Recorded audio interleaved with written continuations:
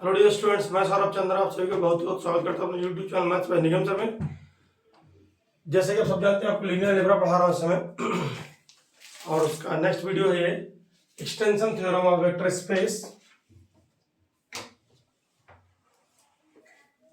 ये भी बेसिस के आगे चल के जो डायमेंशन थ्योरम मिलेगी हमको, बेसिस रेडिया भी है, आगे जो डायमेंशन थ्योरम मिलेगी उसमें इसका काफी अहम रोल है। इसको बहुत सीरियसली समझिएगा, पूरा वीडियो तक देखिएगा। जरूर कहना चाहूँगा, वीडियो अगर पसंद आते हैं तो चैनल को प्रमोट करिए, वीडियोज को ज़्यादा लोगों तक शेयर करिए ताकि ज़्यादा लोगों को इसका फायदा मिल सके। चलिए, एक्सटेंशन थ्योरम के स्टेटमेंट के पहले स्टेटमेंट देख लेते हैं।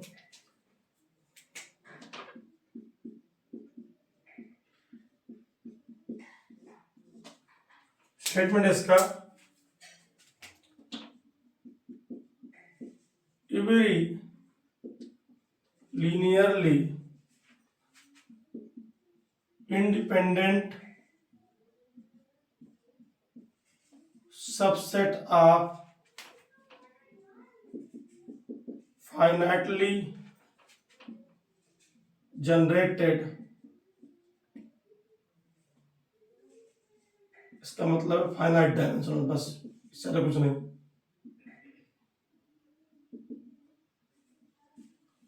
वेक्टर स्पेस फाइनाइटली जनरेट मतलब कुछ निश्चित वेक्टर द्वारा इसका जनरेटेड हो, आपका इनफाइनाइट वेक्टर जनरेट करने में ना लगे इसको, ठीक है। Finitely generated vector space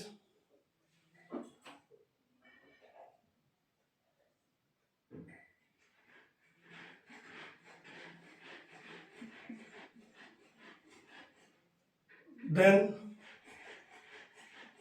it is either a basis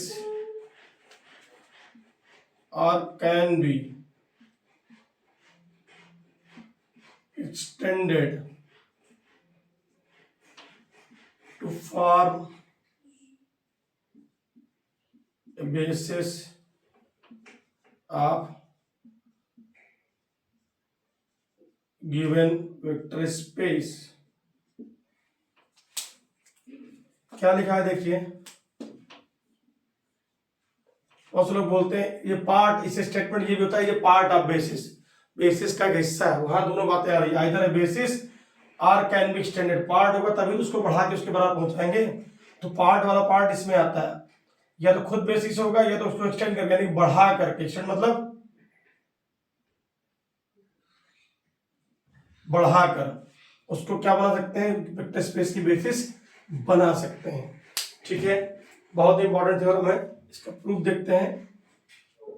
चलिए, तो कहते हैं ये थ्योरम कहती है कोई भी linearly independent subset of vector space BF होगा तो या तो वो बेसिस होगा या उसमें कुछ वेक्टर इंट्रोड्यूस कराकर उसको बेसिस बना सकते हैं। इसका दूसरा रूप है जो पार्ट ऑफ बेसिस, ठीक है, वही एक्सटेंडेड की बात कर रहा है। चलिए, इसका प्रूफ देखते हैं। तो लीनियरली इंडिपेंडेंट सबसेट आपको कोई लेना पड़ेगा इसका, फिर फाइनाइटली जनरेटेड है तो आपको उसकी डायमेंशन माननी पड़ेगी, उसके बाद उसकी बेसिस लिखनी पड़ेगी, स्वाभाविक सी बात है।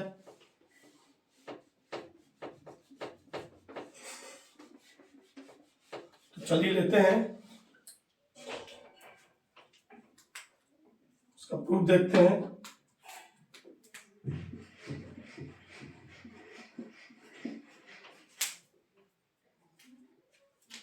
लेट डायमेंशन ऑफ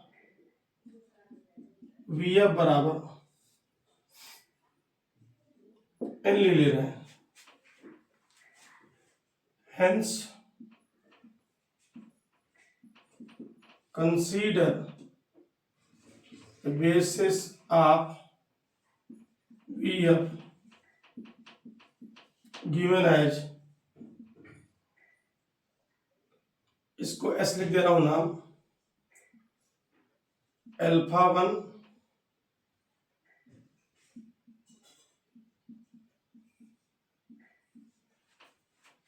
ठीक है। ये आपने बेसिस लिख दिया। कितने वेक्टर होंगे इसमें, एन। देखिए कितने वेक्टर इसमें, एन है। Now consider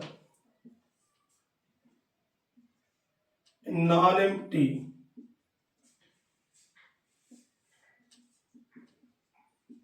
linearly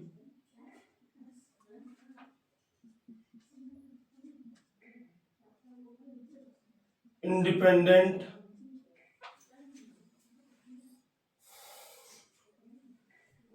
non-empty linearly independent subset of VF given as, इसका नाम लिख दीजिएगा, इसको S1 कर दे रहा हूं, इसको S2 की दे रहा हूं।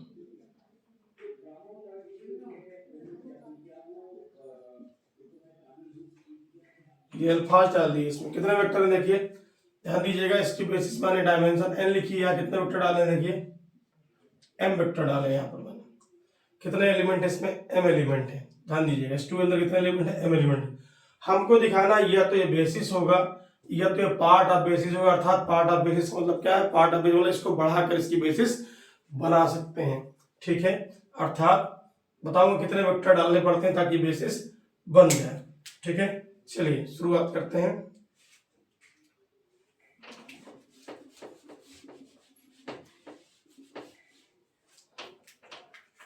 तो देखिए इनका यूनियन कर दीजिए,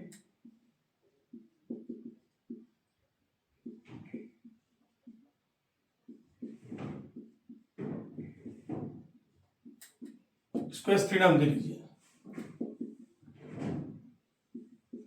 S3 बराबर क्या देखिए,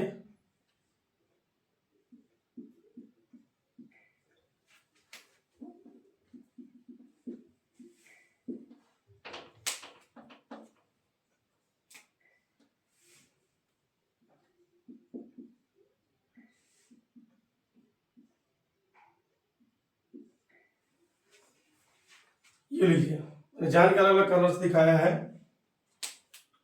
ये आपका साफ साफ दिख रहा है अल्फाज, ये दिख रहा है आपका बीटाज। अब आप सब समझ रहे हैं, यहां पर देखिएगा, सिंस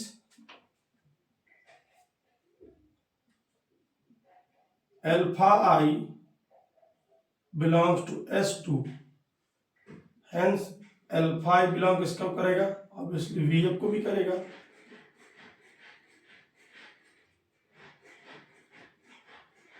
हेंस अल्फा आई बराबर क्या होगा, लीनियर कॉम्बिनेशन, पहले आपको लिख दूं मैं, किसके द्वारा रिस्पॉन्ड होगा,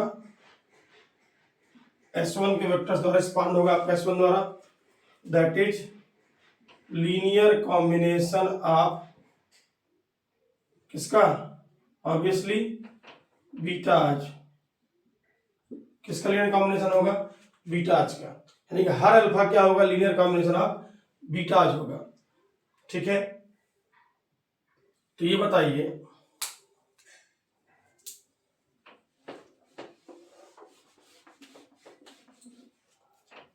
ध्यान दीजिएगा, यहां लिख दे रहा हूं मैं,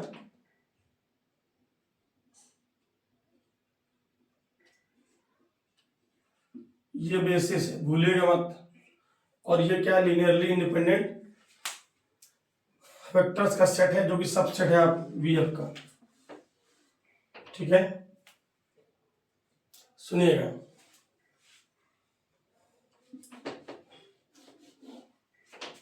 इसलिए जब सारे अल्फाज उनके लीनियर कॉम्बिनेशन है, hence S3 will be linearly dependent. S3 क्या होगा, लीनियरली डिपेंडेंट होगा। और क्या होगा, अब मेरी बात सुनिएगा,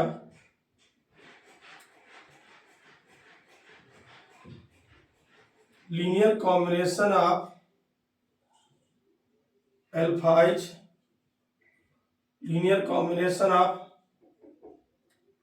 बीटाइज बराबर क्या होगा,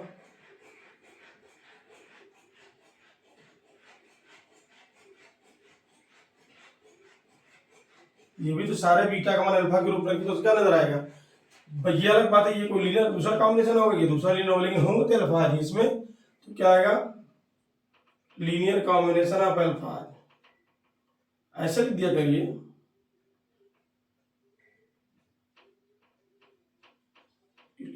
समझने के लिए है आपका, ये पार्ट किताब वाला कभी नहीं दिखाता, समझिए, लेकिन इसके बिना आप समझ नहीं सकते, चाहे तो लिख सकते हैं ए लीनियर कॉम्बिनेशन ऑफ अल्फाज plus another linear combination of अल्फाज, तो वो क्या गया, ए लीनियर कॉम्बिनेशन ऑफ अल्फाज आ गया। ठीक है, इसका मतलब क्या हुआ, S3 के वेक्टर्स का जो लीनियर कॉम्बिनेशन करोगे वो किसका कॉम्बिनेशन होगा, अल्फाज का कॉम्बिनेशन। अल्फाज के कॉम्बिनेशन से क्या मिलेगा आपको, सॉरी यहाँ उल्टा लिख दिया मैंने, यहाँ पे लिखिएगा बीटा, प्रत्येक वेक्टर अल्फा, अल्फा का लीनियर कॉम्बिनेशन बीटा, यहाँ लिखिएगा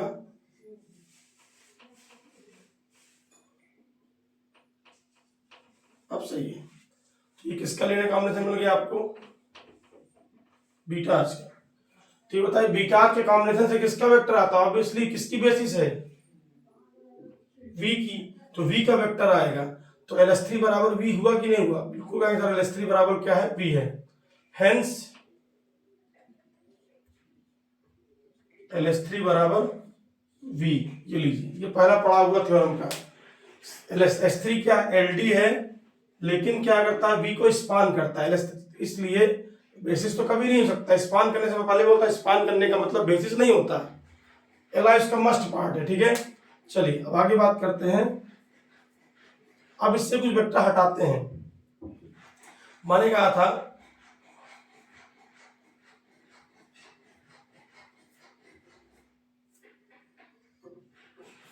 जब रिलेशन होगा उससे, उस चैन की कड़ी, उससे कड़ी काट देंगे, रिलेशन क्या हो जाएगा, खत्म हो जाएगा। इससे अगर एक बीटा भी हटा दूंगा मैं, जो एलडी दिख रहा है आपको क्या हो जाएगा, पूरा पूरा एलआई हो जाएगा।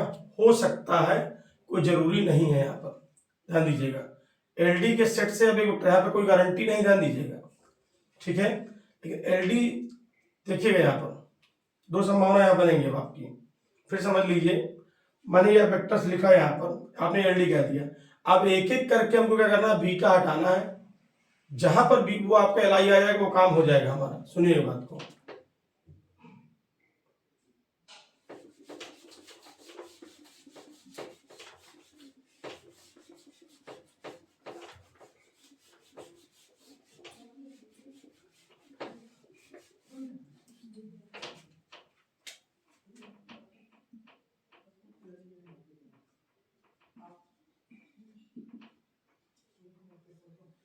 now excluding beta I not equal to alpha, जो कि अल्फा नहीं, ध्यान दीजिएगा, from S3 we get S4, लीजिए हमने घटा दिया।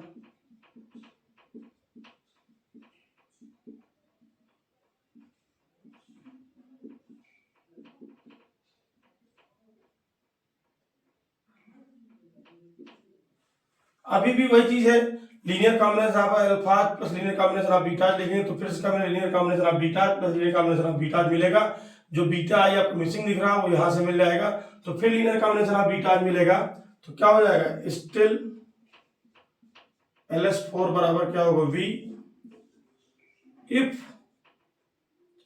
S4 इज Li, शर्त लगा रहे हैं, then S4 will be a basis of V and is said to be, क्या कहलाएगी, said to be extended form of, किसका एक्सटेंडेड फॉर्म, S2 का। ये देखिए क्यों, S2 से कुछ वेक्टर इसमें देखिए ज्यादा ही तो पड़े हैं, ये देखिए ये S2 हो गया पूरा पूरा, ये वेक्टर ज्यादा पड़े हैं, तो ये S2 अगर ये बेसिस हो गया तो S2 का क्या कहलाएगा, S2 जो सेट था आपका इंडिपेंडेंट वाला, उसका एक्सटेंडेड फॉर्म कहलाएगा, क्या कहलाएगा, उसका एक्सटेंडेड फॉर्म कहलाएगा, यानी थ्योरम का एक पार्ट हो गया आपका, किसी भी पड़ाव में रुकेगा। ठीक है, अब ये बढ़े कैसे, देखिए अब आगे देखिए,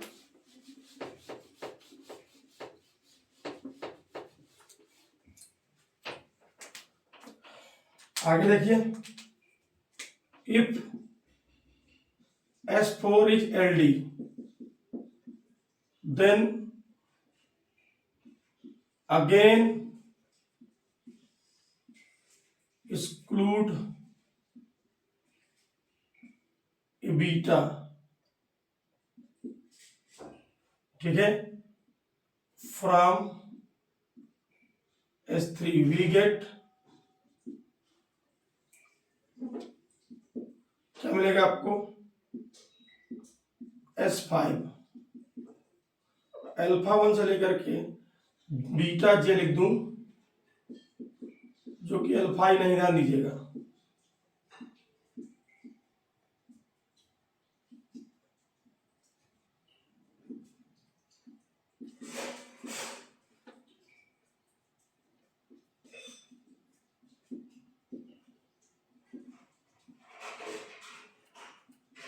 ये लीजिए, ठीक है, इस बार आई और जे चला गया, स्टिल फिर लीनियर कॉम्बिनेशन मिलेगा, क्योंकि इसके कॉम्बिनेशन बीटा आई, जो बीटा आई और बीटा जे मिसिंग होगा आपको इसके कॉम्बिनेशन से मिल जाएंगे, तो पूरा कॉम्बिनेशन किसका हो जाएगा, बीटाज का ही हो जाएगा। तो यहाँ लिख दो स्टिल LS5 बराबर क्या होगा, V होगा, and if S5 is Li, then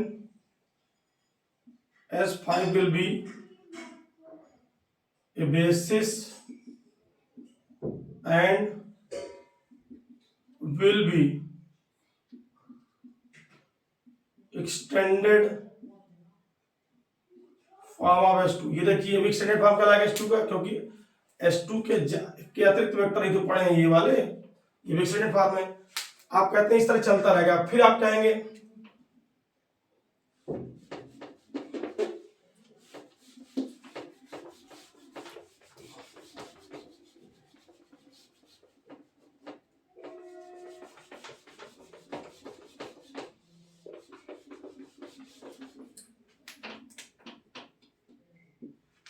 ठीक है, if S5 is LD, then process is again repeated, ठीक है। लास्ट में लिखते हैं 10 we repeat this process again and again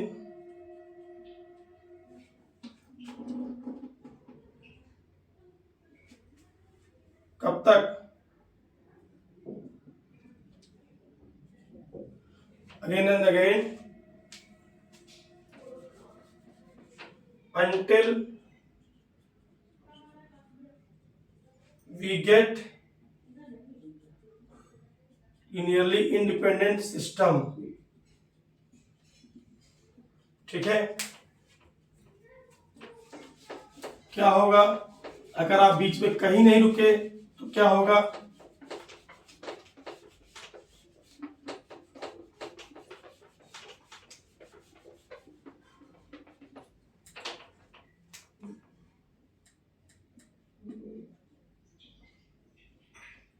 ultimately we get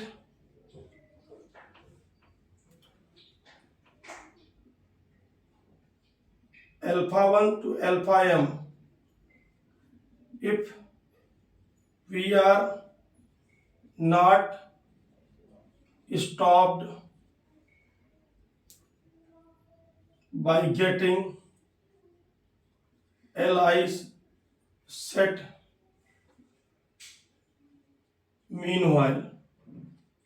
इस दौरान अगर आपको कोई भी Li सेट नहीं मिला तो लास्ट में क्या मिल जाएंगे, ये मिल जाएगा which is none other than, जो कि क्या आपका S2 which is given as Li, ठीक है। स्पानिंग अभी भी कर रहा होगा ये, फिर वही बात, स्पान क्यों नहीं करेगा, सारे अल्फाज किसके लिए कॉम्बिनेशन है, बीटाज के, और बीटाज, ठीक है, और बीटाज का कॉम्बिनेशन मिलेगा तो उससे वेक्टर किसका मिलेगा, V का मिलेगा, अर्थात क्या करेगा, V के वेक्टर्स को जनरेट करता है, एंड LS2 बराबर क्या हो जाएगा, बी हो जाएगा, ठीक है। Hence will be a basis of B F. तो देखिए अगर बीच में कहीं नहीं रुका तो अंत में क्या आ जाएगा, सिद्ध हो जाएगा कि यही बेसिस है। अगर बीच में रुक गया तो वो क्या होगा, इसका एक्सटेंडेड फॉर्म कहलाएगा। बात समझ में आ गई। अगर बीच में कहीं रुक गया तो इसका एक्सटेंडेड फॉर्म कहलाएगा। बीच में कहीं नहीं रुका, आपको कहीं लाइन नहीं मिला, तो अंत में क्या सिद्ध हो गया, ये खुद क्या है, बेसिस। तो बोला आपने क्या, तो खुद बेसिस होगा या इसको एक्सटेंड करके बेसिस हम बना सकते हैं। रह गई बात दिमाग की ये, सर कितने वेक्टर पढ़ेंगे, बीच में हो सकता है, कब रुकेगा, सुनिएगा। स्क्रीनशॉट ले लीजिए, लास्ट उस बात को लिख दूंगा, शायद वीडियो कंप्लीट हो जाएगा।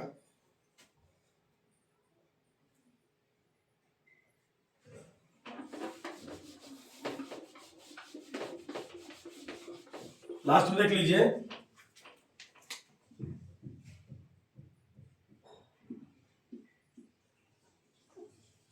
Number of vectors required to form to extend given linearly independent subset of n vectors is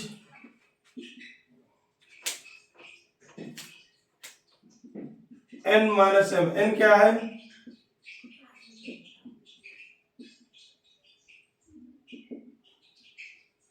dimension of v है,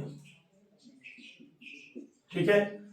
इफ n बराबर m हो जाए तो n माइनस m क्या हो जाएगा, 0। अर्थात क्या होगा, कोई वेक्टर नहीं डालना होगा, कोई वेक्टर नहीं डालना होगा। इस केस में क्या होगा, मैं पहले बता चुका हूं आपको, डायमेंशन के बराबर अगर वेक्टर्स का सेट लीनियरली इंडिपेंडेंट है तो क्या होता है, ऑटोमेटिकली वो बेसिस पर। इसके पहले वीडियो में बताया था। In this case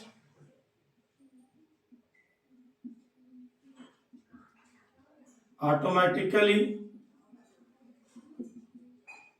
it will be basis of B F. अगर बराबर है तो क्या है, वो बेसिस है, बराबर नहीं है तो एक्सटेंड करके उसको बेसिस बनाया जा सकता है। कितने वेक्टर डाल के, n माइनस m वेक्टर डाल करके। ये थी आप एक्सटेंशन थ्योरम। उम्मीद करता हूं सामने आ गई होगी, काफी इंपॉर्टेंट थी। इसके बाद मिलूंगा नेक्स्ट वीडियो में, डायमेंशन ऑफ लीनियर सम। तब तक वीडियो को एंजॉय करिए, शेयर करिए, कमेंट करिए, ताकि ज्यादा लोगों तक मेरी बात पहुंच सके। मिलते हैं नेक्स्ट वीडियो, तब तक के लिए धन्यवाद।